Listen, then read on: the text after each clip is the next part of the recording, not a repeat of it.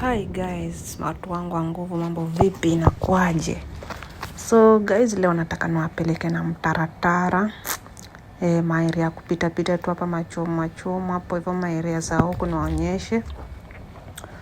Hapa hivi nilikuwa napeleka mtoi kwa client wangu kucheza. Ako club fulani hivi ya judo. So hapa nilikuwa nampeleka.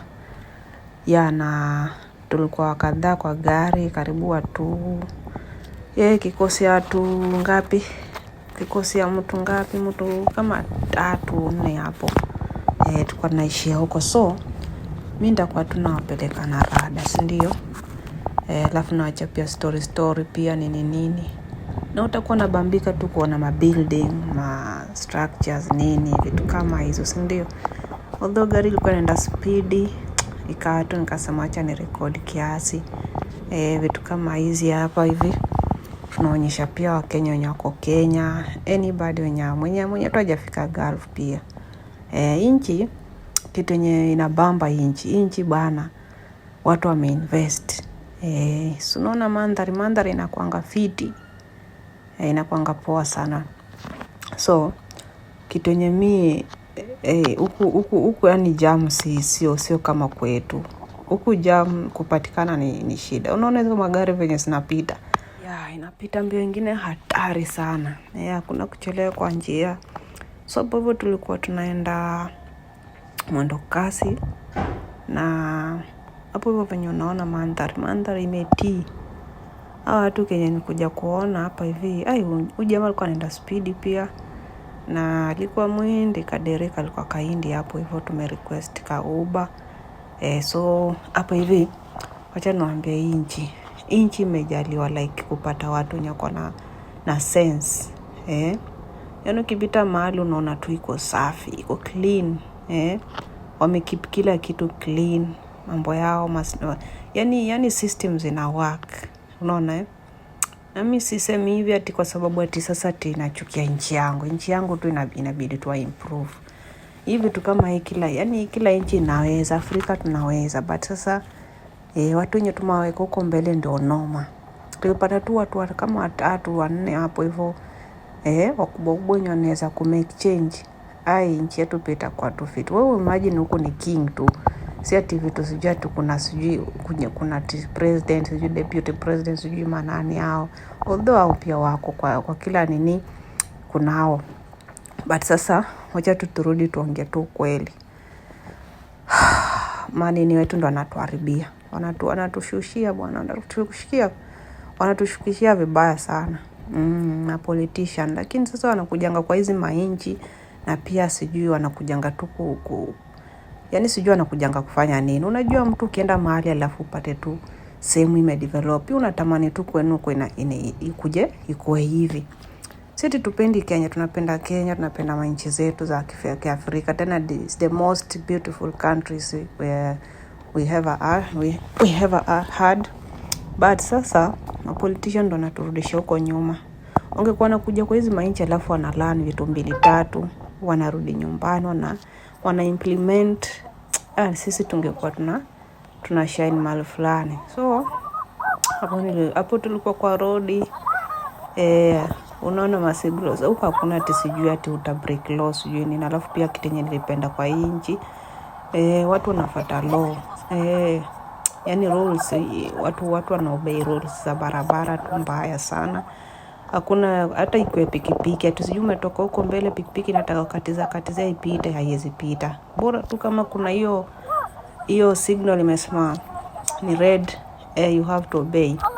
Unaenda na pace ya njia yani venye nasema. So hapo hivi tulikuwa kwa highway. Angalia hizo manini venye wamejenga. Barabara za huko noma. Barabara za huko pia zinakuanga tu noma. Hao watu wameinvest mbaya sana yani.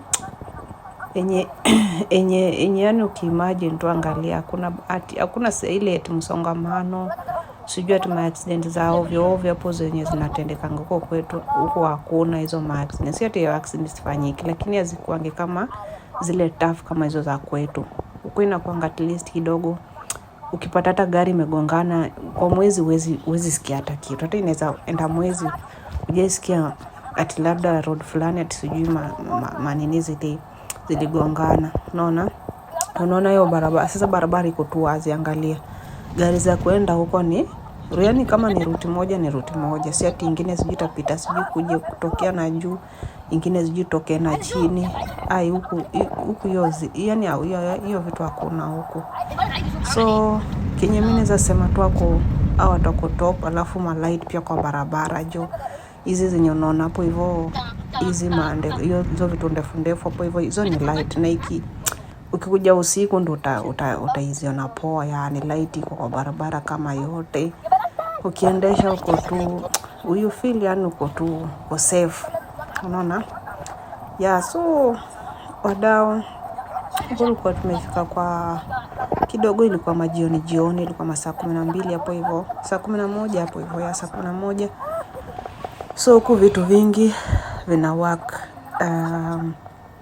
usiku. Yaani hata usiku huku ati sijui ati unasikianga labda uko kwetu ati sijui jam sijui nini, mtu ako ati atachelewa sijui kwa sababu ni usiku na watapiga ngeta huku manze vitu vina work. Huku kitu yenye na mata huku sana ni zao venye wamebuild tu, system zao venye ziko. Sasa hapa hivi ni usiku, imagine. Kwa nenda mwendo kiasi mrefu. So tukakuwa napita hivi macho, angalia. Wewe mwenyewe discover sio kitu ndio tunasifia tu bure. Unaona? Jam ndio size ilikuwa kama saa 12 hapo hivyo, watu wanatoka job. Of course kuna hizo msongamano, but sio ile msongamano kama ya Nairobi yenye utaka sijui 30 minutes uko tu unangoja signal sijui sijui nini. Naitwa aje, hizi majam zimekuzuia kwa barabara. Unaona? So angalia hapo, hizo ni nini? Zikikuwa hivyo magari zinaenda. Si ati kuna mtu atakuja hapo akatizie sijui ati na kuna basi sijui overtaking hizo za ufala ati sijui. Unafuata rules za barabara. Unaona venye iko. So ukikiuka kitu yenye inaonanga huku. Unaona? Una highway venye ziko. Kitu yenye huko ukikauka nini? Masheria za barabara. Hata hakuna polisi atakufuata ati sijui ati kama uko kwenye mtu atakusimamisha ati utapata polisi kwa njia ati sijui kusimamisha na mkono. Hakuna huku. Ukikiuka sheria kama tuseme light ni green na upite tu ati sasa wewe unapita tu. Manze wewe hakuna mtu atakushika. But sasa gari yako kuna tu venye huku system yao sijui wameweka aje. Mimi sitambui sana lakini kuna venye gari yako itamakiwa tu. Wewe utaona tunapigwa simu. Sasa hapo hivyo tulikuwa tumeingia, tushatoka kwa nini? Huko kwa highway tumedropiwa. Hapa ilikuwa ndani ya judo, hapa ndo tunapelekanga watoto kucheza. Kuna sehemu ya hii judo na kuna sehemu ya karate pia. Iko different na walimu pia wako hapo hivyo au makochi wako hapo hivyo. So Paul alikuwa na describe ya watu tu manze, fanya hivi. Wafuate rules nini. Wanafunza tactics na vitu kadhaa hapo hivyo. So hapo hivyo kila mtu anapambana hapo hivyo, watoto wanaruka nini. Ulikuwa mambo sijui wafanye nini hapo, hata sielewi vitu vingine. Unajua mimi sijaicheza judo. Mimi kitu yenye nimeicheza kwa maisha yangu kwa hizi games za roughness nishawaicheza. Kuna jamaa alikuwa ananifunza karate, lakini huyo jamaa pia vitu zingine alikuwa tu alikuwa ameisomea kiasi juu alikuwa Japan. Na Majapan pia anapenda hizi vitu. Alikuwa Japan kuja akafungwa nini yake. So mimi nilikuwa nikienda kwake kutrain. Alikuwa Mkenya. Alafu na mi boxing pia naelewa kiasi.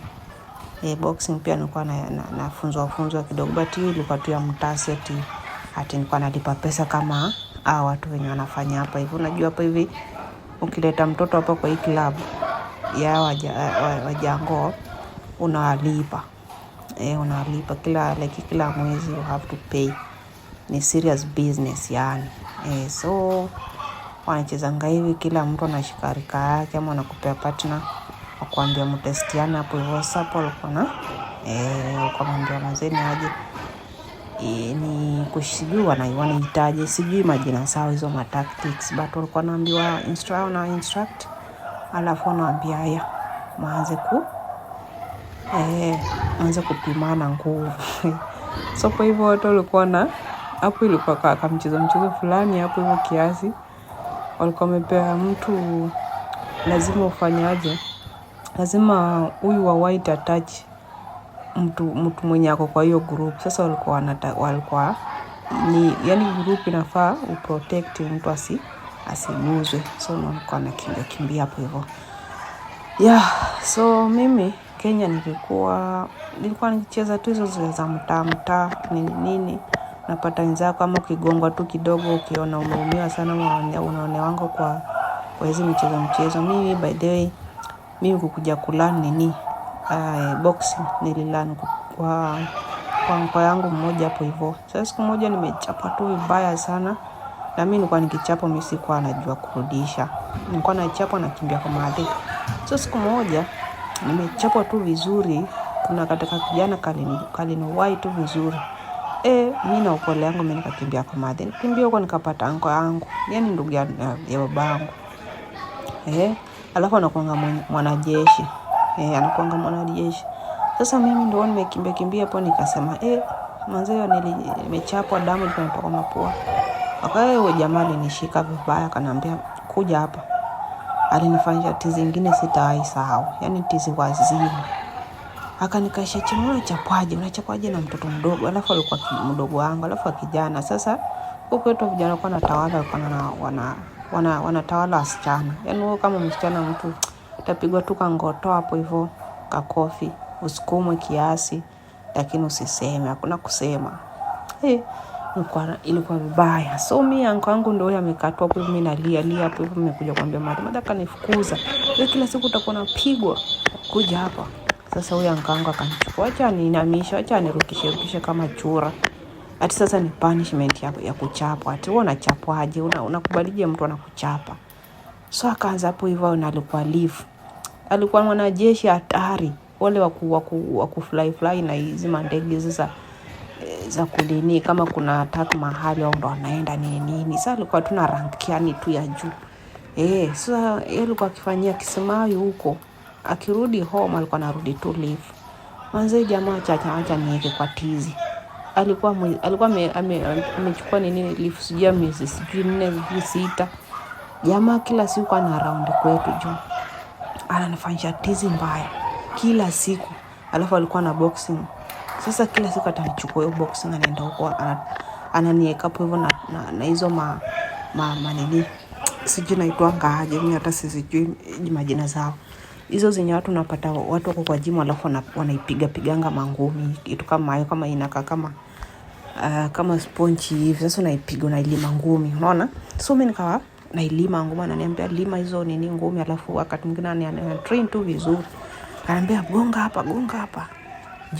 Alinifanyisha like mwezi moja nilikuwa nimehema nilikuwa nimesweat haga. Ilikuwa mbaya So hiyo siku mimi sitasahau. Hapo ndo nilianzia kukua strong. Mtu angekuwa baada hapo mtu angekuwa ananiguza. Nilikuwa natandika hata kama ni boy, na kutandika vizuri na kuweka kwa line. Akanifanyisha hapo hivyo, nikakuja nikaipenda. Nika mimi mwenyewe naenda nitafuta tu kwa hiyo zo mitaa natafuta. By the way mimi nimeshaishi hapo Isili. Nikatoka hapo Isili. Nimeishi tu sehemu nyingi, nikaenda Malindi, kaishi Malindi, nikatoka Malindi. Kuna sehemu sister yangu alikuwa auntie yangu alikuwa anaishi Busia, inaitwa Busia. Nikaenda huko pia nikaishi huko. Sasa ndio nilipata na wako, nikapata na wale wenye wameharibika kichwa kwa mtaa. So mimi nikakuwa nagonga wao, walikuwa wananiita by the way jina langu nickname yangu nilikuwa naitwanga John Cena. Nilikuwa nalima wanaume waacha tu, au uweze niambia kitu. So nikapenda tu hiyo boxing, ndio nikakuja nikapatana na jamaa akanifunza hiyo karate skills. Kwa skills yani mimi nilikuwa nimeiva, niko vizuri kabisa. So mimi nilikuwa ukinichezea tu kidogo hivi, kama wewe ni dem mwenzangu, yani wewe kama ni dem mwenzangu, mimi siwezi kupigana na wewe. Juu mimi nikikugonga na kugonganga ile ya kimwanaume. Nakugonganga ile ya kimwanaume mpaka unashanga, huyu tena amekuaje? So nilikuwa naogopa tu kufight na wasichana mostly. Nikipata msichana mwenye, unajua sisi wasichana tunasema sana, tunaongea sana, kuna perepere mingi, matantarira nyingi hapo hivyo. So mimi sipendangi. Mimi alafu mimi mtu wa kunyamaza. Mimi napendanga kunyamaza. Watu nikosee tu, but mimi nakuanga mtu wa kunyamaza na nakuwekea wanted. Nakupea chance. Mara 2 mara 3 nitakupea chance. Na nikukataze. Kama nimeudhika na kitu nakwambia. Sasa na mimi nakupea chance kama 3. Ukishavuka hiyo manze, wewe jua mimi hata sikusikizi tena. Ni kama labda unipige ama nikupige. Kistyle ya mandonga. Nilikuwa na chara za watu kistyle ya mandonga, mtu kazi. So ikatokeanga hapo hivyo, nikakuja nikakoma tu hapo hivyo, at least najua kujiprotect yani. Na ni muhimu kama uko na mtoto alafu mtoto unamlea soft, usiwahi fanya hivyo. Lea mtoto like in a rough way ndio ajue kuna watu huko nje wanaweza nigonga pia. Hivyo. So mimi hata unaona hii yenye mimi naleta watoto is for their own benefit. Manze mtu kama huyu hapa hivi amegain skills zote. Akitoka hapa hivi akipatana na mtu mwenye tu maziwa anaweza mpitia kama machine.